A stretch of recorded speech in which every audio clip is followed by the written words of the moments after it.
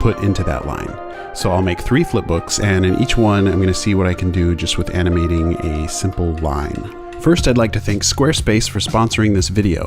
From websites and online stores to marketing tools and analytics, Squarespace is the all-in-one platform to build a beautiful online presence and run your business. Okay, so I wanted to put some life into this line, so my first thought was to kind of make it try to pop itself up into the air. So it tries to lift itself up once, goes back down. The second time it goes up a little further, so you're kind of building that tension. Then I thought I could have it start kind of vibrating and build up that energy and then pop itself up. So this is that tension thing again that I've talked about before. Whenever you can do something in your animation to build up more and more potential energy, it's a lot more satisfying when you then release that energy into an action. And once that line got up here, I thought it looked almost hair-like, sort of floaty or lightweight. So I gave it a little hang time up in the air before it falls back down. The only unfortunate thing, you'll notice that the line now is a lot longer than when it started. So I guess it's time to scrap it and do it all over again. Just kidding. That's why I number my pages. Okay, so we'll go ahead and skip ahead here and look at the finished animation.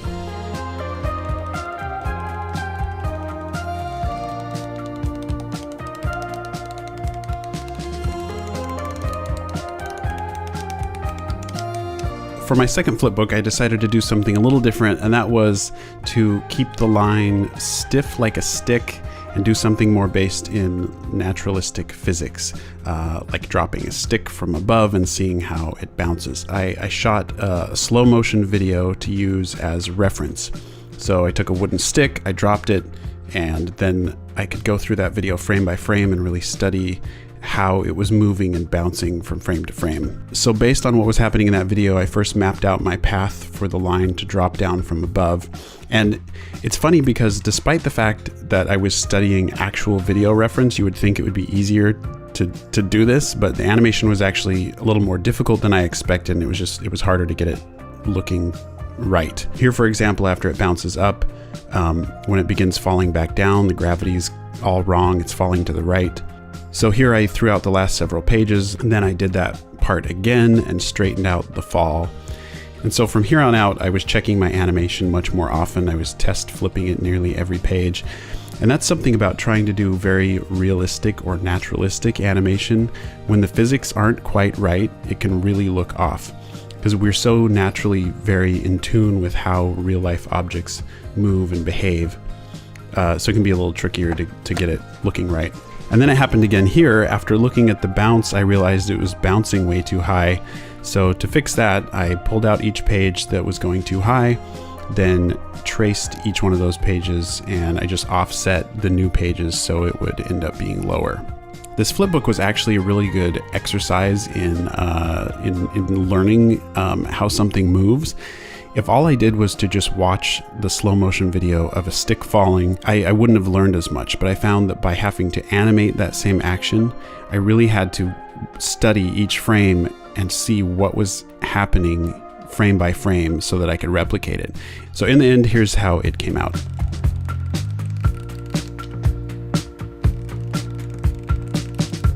For the third flipbook, I went back to doing something a little more playful along the lines of the first one, and I had an idea to make the line kind of shoot around the page, bouncing off the edges of the page.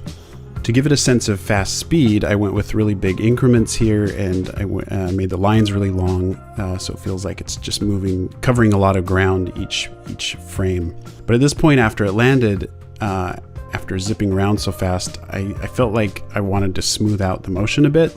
So I went back and I added in-between frames. So by lining up 2 pages to trace over, I could see where my in-between drawing needed to be.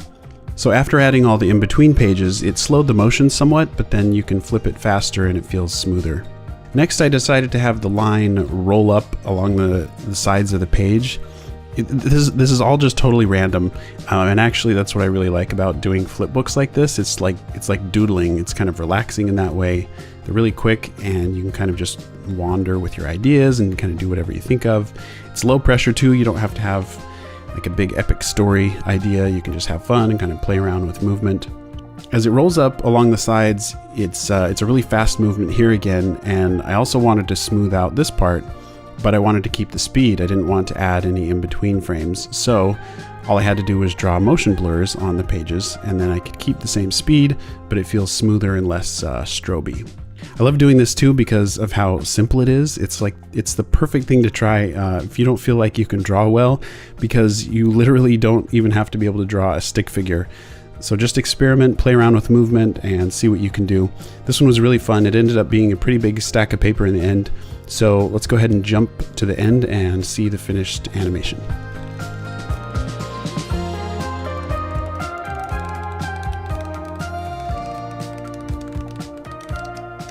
I want to thank Squarespace for sponsoring this video.